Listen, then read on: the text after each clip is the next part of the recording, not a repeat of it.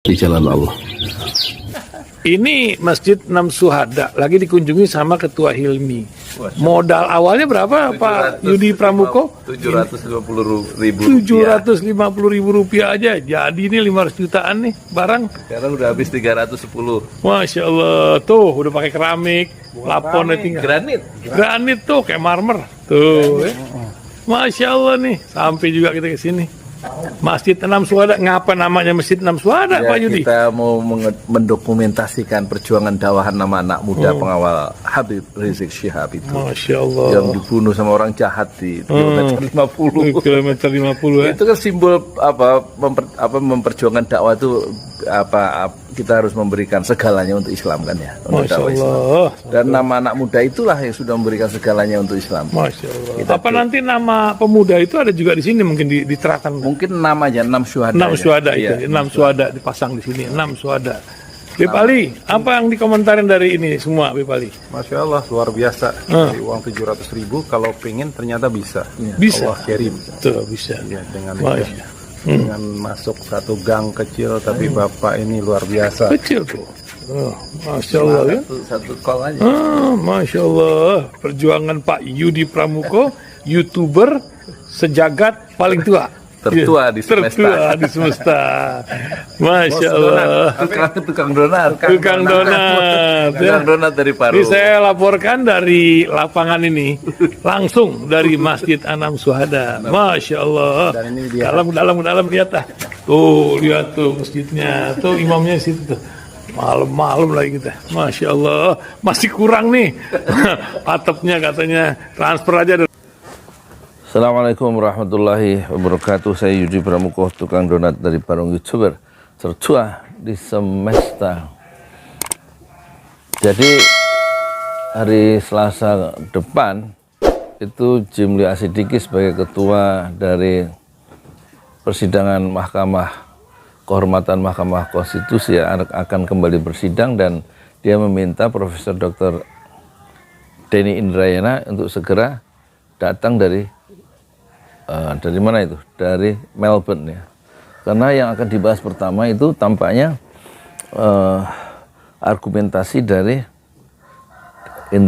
Indrayana ya. Karena dia bilang di Twitternya, yang saya baca di Twitternya aslinya itu, putusan nomor 90 tentang batas usia pencapresan itu dan wakil presiden yang dikeluarkan oleh Anwar Usman itu tidak sah ya.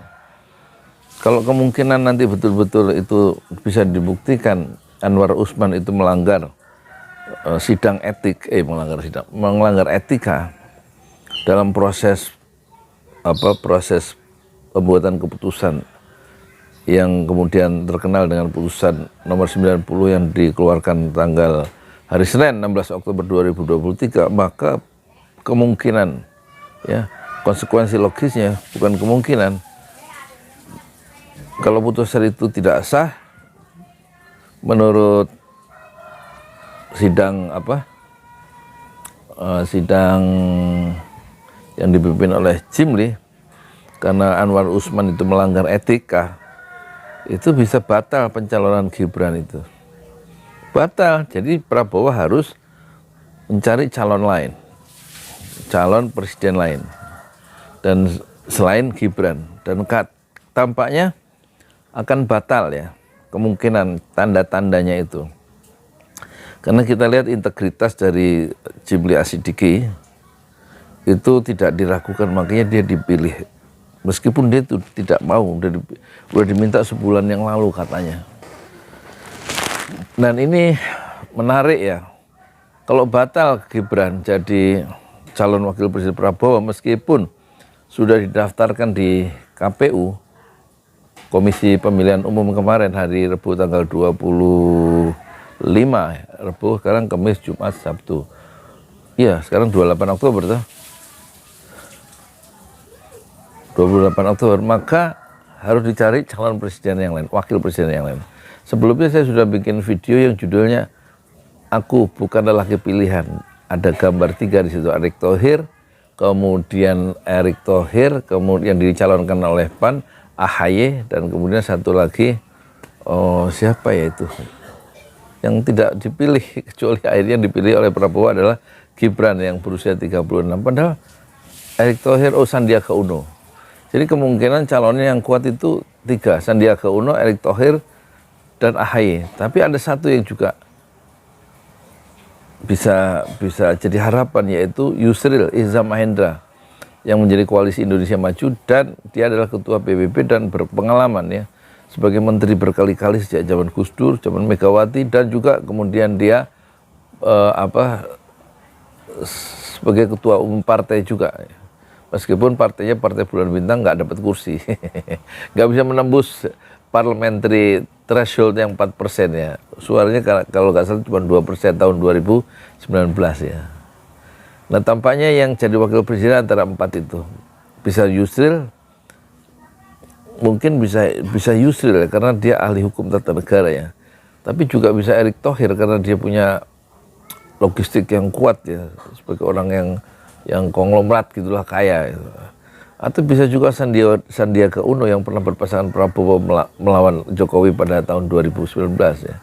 Atau bisa juga AHY ya, yang sebenarnya dicalonkan waktu sebelum dia keluar dari Koalisi Perubahan, dicalonkan oleh SBY untuk mendampingi Anies Baswedan, tapi kemudian dia mutung dan keluar dari Koalisi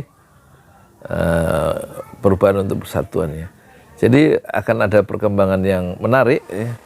Tampaknya betul-betul Gibran itu selamat tinggal jadi wapres ya. Tampaknya ramalan-ramalan yang pernah dibuat di pesawat Jolali bahwa selamat berpisah Gibran atau selamat jalan Gibran selamanya, itu betul-betul dia akan betul-betul meninggalkan kursi calon wakil presiden selama-lamanya dan biarkan dia kembali jualan martabak. Dan jangan meninggalkan tanggung jawab dong sebagai wali kota yang belum selesai kok. Kayak ngikuti bapaknya, belum selesai jadi gubernur DKI baru 2,5 tahun loncat dia menjadi calon presiden. Dulu tahun 2000 berapa itu? 2012 ya? 2014. Meninggalkan tanggung jawab dan mengingkari janjinya untuk jadi gubernur 5 tahun karena ada tarikan-tarikan dunia dan ditipu oleh tipuan dunia, langsung mencalonkan diri menjadi calon presiden diusung oleh PDIP, ya kan? Dan kemudian dia memang berhasil jadi presiden, tapi lihat kerusakan yang terjadi karena dibangun berbasiskan ya etika yang tidak kuat, ya kan? Dengan meninggalkan tugas-tugas yang utama sebagai gubernur DKI. Harusnya juga begitu. Gibran itu jangan meninggalkan wali kota. Saya harapkan dia bisa memperteguh ya kepribadiannya, mengokohkan dulu integritasnya, melaksanakan tugasnya jadi wali kota 5 tahun, dan biarkan ya wakil presiden itu, calon wakil presiden Prabowo tidak diisi oleh Gibran. Selamat tinggal Gibran selama-lamanya. Assalamualaikum warahmatullahi wabarakatuh.